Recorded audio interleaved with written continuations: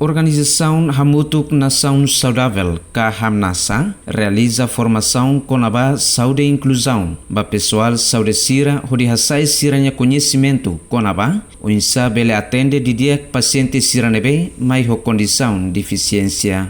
Ba jornalista sira, Paulo Vasconcelos, husi organização HAMNASA, hateten, formação ne realiza tambatuir monografia, número e deficiência as, e município Covalima. O objetivo é começar a ver discriminação ou assistência vai uma assistência saúde inclusiva.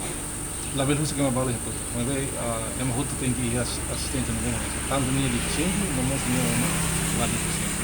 Demográfico survey ini Covalima tudo kata município ini maka nimia número é uma deficiente asal.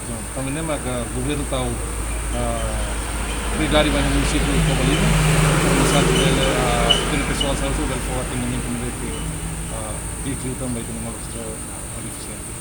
Paulo informa, formação ne realiza também retan apoio fundos do governo Austrália. Tante aula menciona detalhes mas fundos total mas sobre governo Austrália ba programa deno si ami muda ba hamnasa komesa hulu operação de Timor-Leste Fuluntu to region Winteres.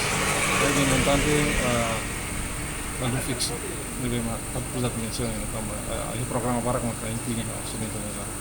Representante diretor Serviço Saúde Município Covalima, Agapito de Jesus informa, durante parte do saúde, halo atendimento dia, mas bela iha facilidades ba ema ho deficiência.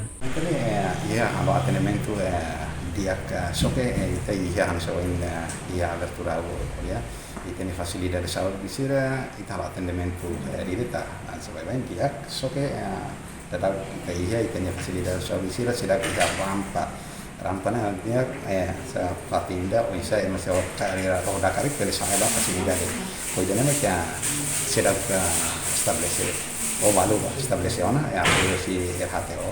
Entretanto, formação realiza também fundos do governo Austrália, serviço hamutuk entre a organização HAMNASA e o Instituto Nacional Saúde Timor-Leste. Entretanto, formação realiza e a Hotel Zoya, suku Kamenasa Posto Suai, durante Loronhat nebe hahu ohin, nebe participa husi pessoal saúde, husi centro saúde, no pessoal saúde nebe serviço e posto saúde, inclui hospital nebe localiza iha Covalima.